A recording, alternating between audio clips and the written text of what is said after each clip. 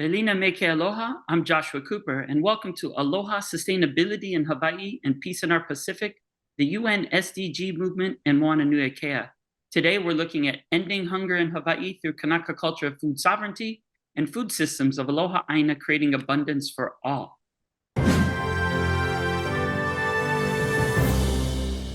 Aloha, looking at ending hunger in Hawaii with Aloha Aina and sustainable food systems securing for all. Today, we're looking at the UN Sustainable Development Goals, which provide 17 global goals to accomplish and actualize the 2030 agenda around the world on the ground. UN SDG 2 focuses on securing food for all rooted in the spirit of Aloha Aina, and it also points out how hunger is the leading cause of death in the world.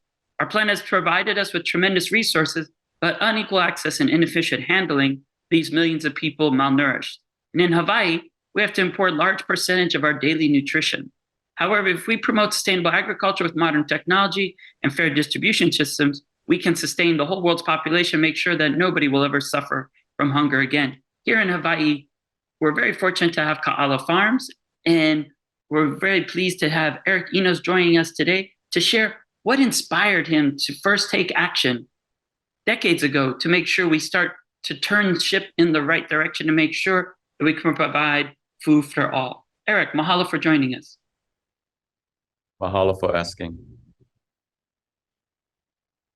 When you organized years ago, what were some of the first actions you took? I know one was some great nonviolent civil disobedience, but it was all rooted in that spirit of providing for each other and making sure that we could have nutritious food grown from the Aina. Can you share a bit about those first actions and what you've been able to establish so far at Ka'ala Farms?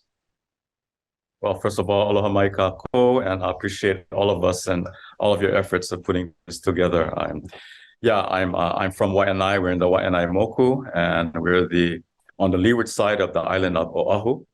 We're also the driest part of the island, and we're part of the Ka'ala Farm was established during Model Cities. This was Lyndon Johnson's Great War on Poverty programs, working with alienated youth. Yeah, but I had my start there. This land in the back of Waianae Kai was in ranching. It was 97 acres. It got turned over to the community for youth programs, and that's how I got involved. When we went up there, this is in the 1970s. When we went up there, it was all abandoned, dry. All the water was diverted during the sugar plantations. All the water was diverted for sugar. And the back of the Waianae Valley once was the taro poi bowl of the entire Waianae Moku. But at that time, when we went up, it was all abandoned, all in grasslands. It was a place where people just dumped their rubbish at the end of the road. So taking the youth up there, we started clearing the land by hand, hauling out rubbish. And as we walked on the land, is 97 acres, we would find terraces, wall terraces under the grass. It's the terrace after terrace after terrace. And we said, something is here. What is it? The amount of work. So I went to the Bishop Museum and I talked to someone named Marion Kelly. She was an archaeologist. She brought me a map done in 1906, done by Montserrat. It showed the entire back of the valley in taro cultivation, over 150 acres in taro cultivation. Now that was unheard of because it was totally dry, like I said. So we said, okay, taro.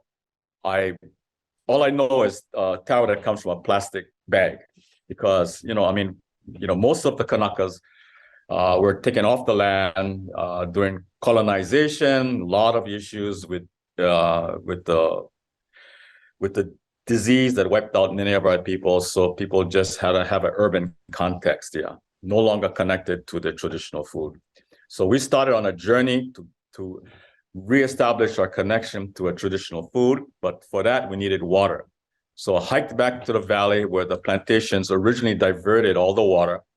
Board of Water Supply controlled all those systems. So I approached an ability to go after surface runoff water. Senator Matsuura from Hilo, he was under Governor Ariyoshi. Senator Matsuura went to Israel and came back with a technology called drip irrigation for desert culture. Anyway, Senator Matsuura walked the valley with me. We walked up into the plantation diversion system, and he says, here, you see this surface runoff water? not very much, but you're going to get a conservation district used application to get some of the surface runoff water so you can bring it down to your folks' land 1 mile below this plantation diversion ditch. So I went through the process of 1 year, worked with DLNR, forestry, worked with SHIP, State Historic Preservation. I got it engineered by University of Hawaii, a wastewater engineer. And so we submitted a proposal to take surface runoff water. This is water that's not being used, and it's very little bit, and then collect it in the plantation diversion ditch, and then take it down to our 1 mile below, which we were at, so that we could start learning how to plant taro, kalo. So I did the whole process, got it all the application in. I submitted to the government, and then I got a letter back that said, request denied. So in the summer of 1978, we had no choice. We got some donors, 1 inch, 2-inch PVC pipe, 1 mile. We went up into the forest, and according to our plan, which was designed by a wastewater engineer at the University of Hawaii, we put a small little dam. Now this is just a 2 feet by 3 feet plantation diversion ditch. So that's not a lot of water. We put a little dam and a screen. We stuck our 2-inch PVC pipe in there. We brought it down 1 mile from 600 feet elevation to 400 feet elevation to the lo'i, and we planted taro. We went to Waihole because when the Waihole struggled for the land after that Elizabeth Marks wanted to sell Waihole Valley, the taro farmers banded together. I had taken my students there to help out in this activism. They put us on the front line because we were the biggest. And so we learned about taro, we learned about social injustice issues. And that's how we made a lot of friends in Waihole, the Ripoons and everybody. So when we did our taro, they all came out and taught us how to plant taro. So that in the summer of 1978, we started our first taro patch and we planted kalo. 3 months later, state enforcement agents came up, cease and desist, illegal water diversion in the back of Waianae Valley. So I says, okay, I'm not going to argue with those guys. They're doing their job. I went before the land board, asked, and I went to see one of the land board members, Moses Kealoha.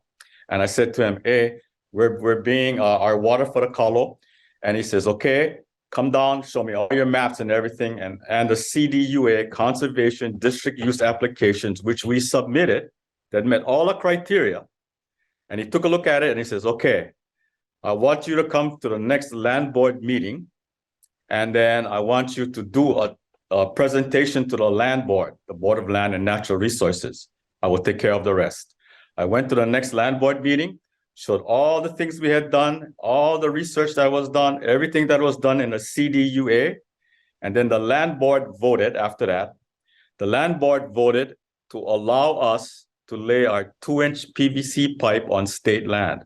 Now, the whole back of the valley is in state land, yeah, okay. And the lease we had was with, it was a community lease for the community, the 97 acres. So their ruling was, they allow us to lay that 2-inch PVC pipe on the land. However, and this is very important, where the pipe entered the stream was outside of the state's jurisdiction. Okay? They allowed us to lay the pipe on the land where the pipe entered the stream was outside of the state's jurisdiction. What does that say? Who owns the water? Does the state own the water? So back to the Constitution. Now I understood why Board of Land said, we'll give you permission. The ownership of water is one of the most hotly debated issues, not only in Hawaii, but throughout the world. When we ask students, like when we have high school students come up, we talk about water rights. Now we're going to get into all that. In the Constitution, our ali'i was very astute. They're trained in British law and things like that. They understood that water was a sacred gift of the gods, yeah. And so no one can own water, but water for traditional and customary uses is first priority, traditional customary uses, but the forest, the watershed has that right. And that's the Vau Akua. The place of the watershed is a sacred place. Water is sacred, Kavaiola, the living waters of Kane. So you'll see that in our chants. So water is sacred. The forest is sacred. That's where the water is held. Then that's a Vau Akua. Then Vau Kanaka are the lands adjacent to it is where the customary uses of, and that's where the indigenous practices and of cultivation of plants for food, medicine, fiber, medicine, adornment, shelter, energy, all those plants for all those uses. So today, Kala Farm has Lo'i restored, and we set precedent for water use. Now, 1978, when we brought the water down, what happened? 1978 was the the Constitutional Convention. Yeah, 1978. And one of the dockets on that was that very issue. Who owns the water? So the state established the Water Commission. The Water Commission. Yeah. And can you share with us a bit also about the motto and the mission of Kala Farms and how you're going about building on those historical achievements, focusing on really multiple sustainable development goals, clean water, justice, as well as this right to food? Our motto is to restore the living culture of the land and the people, and connecting people to the land, to food, and to the spiritual. And then from there comes the foundation. And you'll see our mission that's there. And then as you go through this, we have a PowerPoint and different parts of it. And then we also have a map of the place that we have of Kala Farms, 97 acres, which we're doing traditional agriculture and modern. And that's very important. Yeah, the conceptual plan. It's very important. Tradition and modernity. It's a weaving of the two. It's not about like putting on malo and living in grass shacks. Yeah, it really is taking on and working with schools under STEAM, the science, technology, engineering, arts, math. Now, there's a big map of the entire Ahupua of Waianae Kai, and you'll see that Kala Farm is right in the middle. It's Hawaiian Homelands now, got turned over to Hawaiian Homelands, yeah. But on the left side of it, you'll see a gray 1,100 acres. That's the old Waianae Ranch, 1,100 acres that got turned over to Kala Farm and Ho'omau Ke'ola, a substance abuse program. So by default, we are now one of the largest landowners in Waianae. And I say default, it was state land. Department of Ag managed that 1,100 acres. They had cattle. The cattle they had no fence in a forest reserve. The cattle were all in the forest because Waianae rains maybe 2 months and then 9 months, no rain. It's a desert, complete desert. So long story. No, we will get in on that, on the future and the future plans, but it's exactly as you said. If we promote sustainable agriculture with indigenous models, blended with modern technologies and fair distribution systems, we can sustain all of Hawaii and the whole world's population, make sure that no one will ever suffer from hunger again. And Global Goal 2 focuses on universal access to safe and nutritious food, ending malnutrition, and increasing small-scale sustainable food producers in our islands. And that reminds me, when we'd come and visit you there, the Ono, Ulu hummus, and all the creative aspects. Can you both share with us a bit of what you're doing now on ending hunger and the amazing actions that you're taking there on Kala Farm and spreading throughout Waianae and as well as all of Hawaii? Well, it's very important because in Hawaii, it's a hard time to get farmers right. Yeah, I mean, if you look at the average age of the farmer, it's like in the 50s and 60s because nobody wants to be a farmer. It's not because that they don't want to work, but it doesn't provide a living wage. Yeah. And so most of the people generationally has gone into construction. And so we've lost the ability to work with the land. It's the connection of people with the land. If you get rid of people, the land will thrive. So what we got to do is reverse it, is that how do we get people to Aloha Aina? But that has to be in places of where the land is there and that people can afford to grow food and other plants. And how do we set that up? Because the cost of living in Hawaii is very much related, yeah, the economics.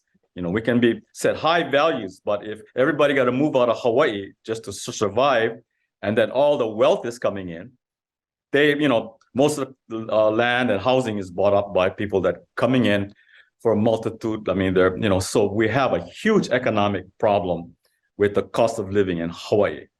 No accident that people can't afford to work here and to live here. So what we're trying to do is to get families connected back to the land, back to the food, and to provide places. There's a lot of land. There's a lot of land, and there's water in them hills, in every ahupua'a. It's the connection of people to the land. That's what's missing. And our job at Ka'ala is to provide a place for families to learn how to cultivate plants for food, medicine, and fiber, and give them the tools and resources, because a lot of land, a lot of people, they're in silos. Yeah.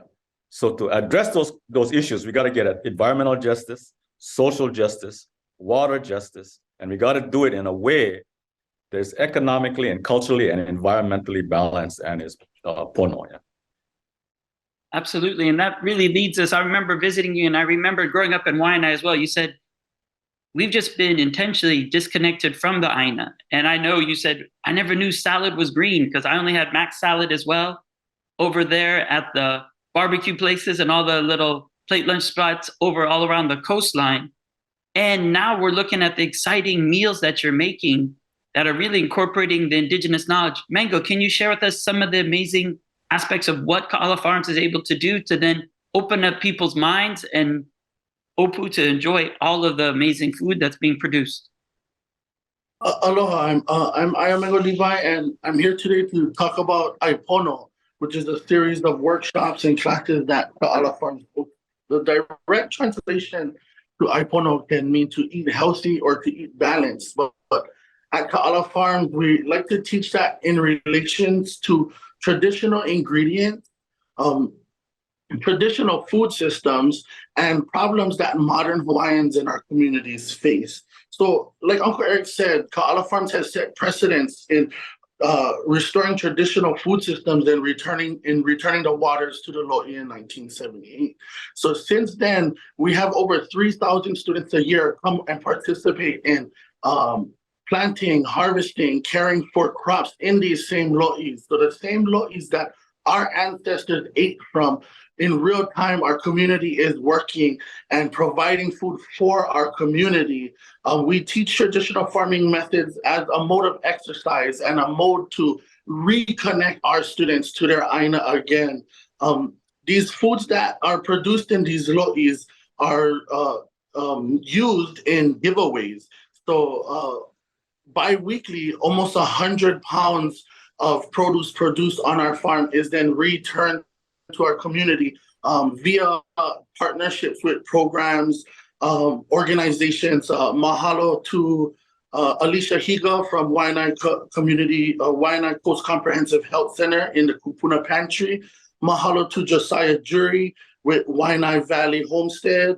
Victor Kila with the Princess Kahanu Estates. Natalie Villegas with Catholic Charities Mighty Lands.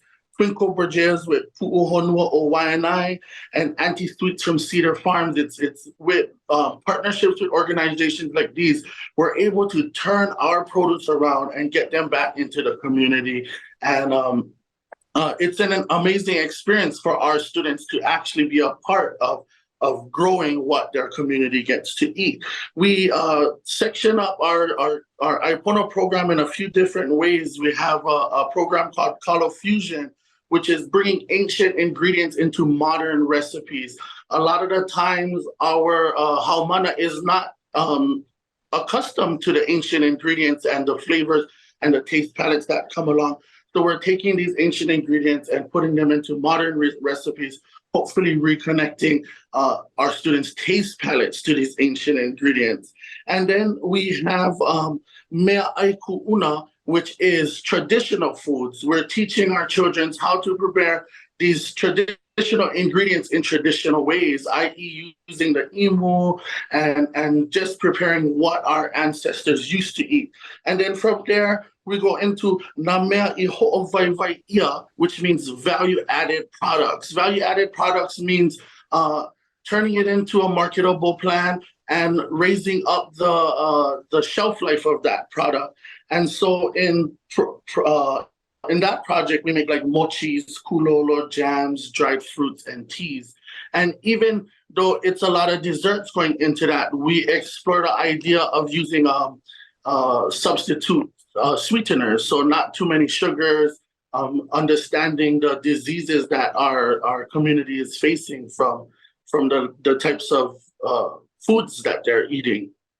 And we know that all of this is gonna give them the skills to take this knowledge back to their ohana and produce foods for them at home, or even create family gardens for them to creating sustainability for themselves.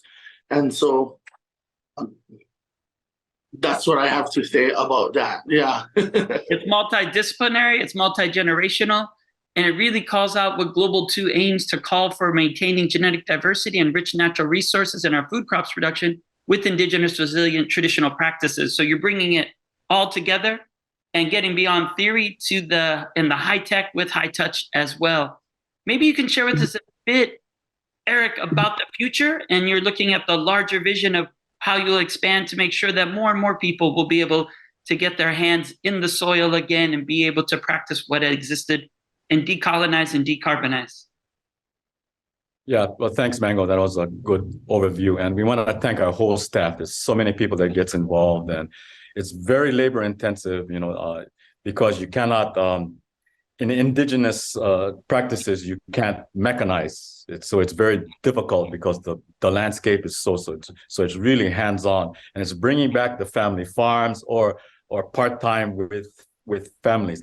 But I want to emphasize the entire Ahupua'a model, from the mountains to the sea, from the sea to the mountains, because so what happens at the mountains happens down by the ocean, and happens in the where the fresh water and the salt water mixes. That habitat is very important. And I think once you lost that, that's why all the Vai lands, if you look at all the place names on Oahu that starts with the word Vai, that tells you of the relationship between fresh water and salt water. Yeah, very important in the habitats for fish and everything else. Yeah. So if that's healthy, then the land and the entire system is healthy again.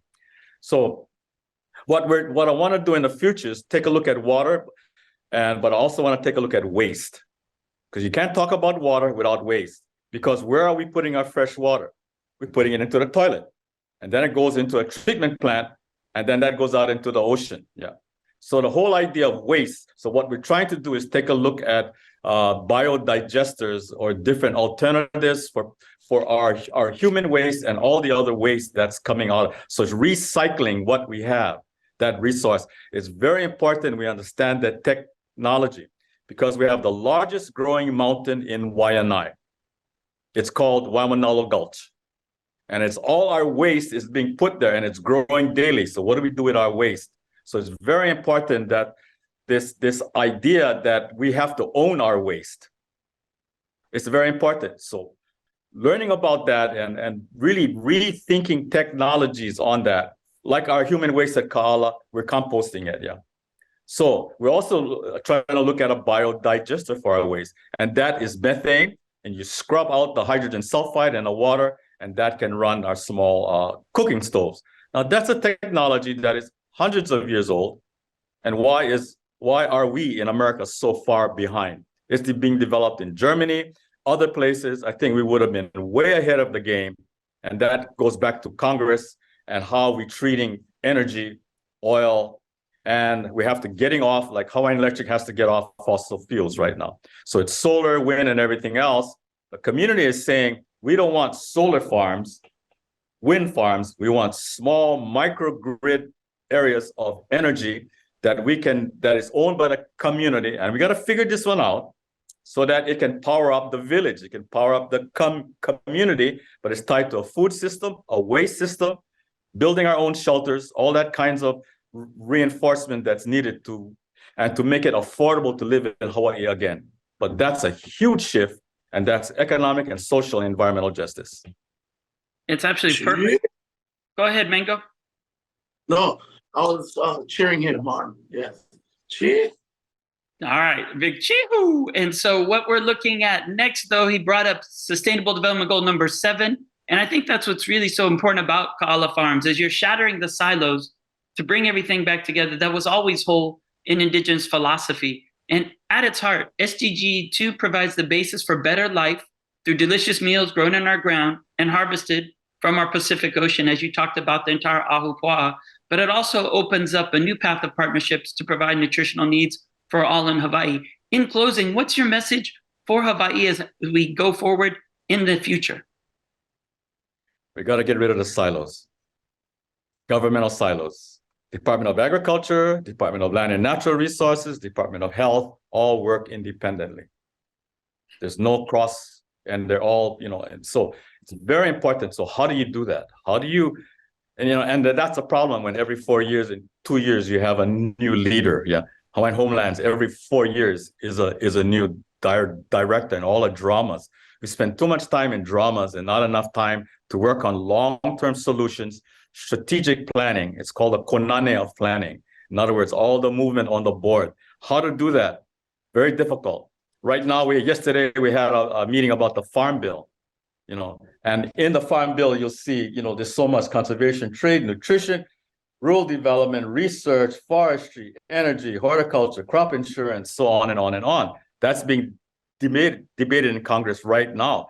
Huge amounts of federal dollars, but we got to figure out how that impacts the whole idea of a sustainable community, irregardless of where we are in the world. Rural, urban, we all are faced with the same problems. Black, white, brown, we got it. And so the divisions right now in our country is based upon the same things that was done, is to find somebody to blame it on, find a group to blame it on, get everybody beat behind it, and start the wars. Yeah.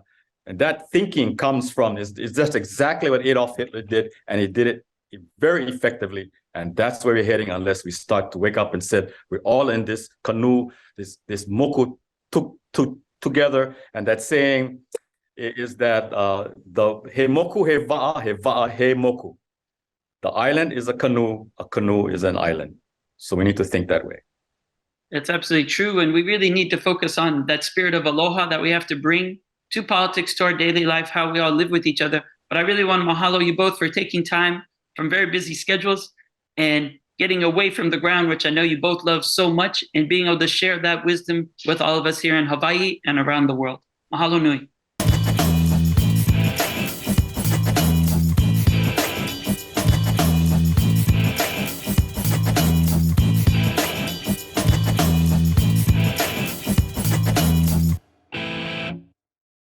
Thank you so much for watching Think Tech Hawaii. If you like what we do, please like us and click the subscribe button on YouTube and the follow button on Vimeo. You can also follow us on Facebook, Instagram, and LinkedIn, and donate to us at thinktechhawaii.com. Mahalo.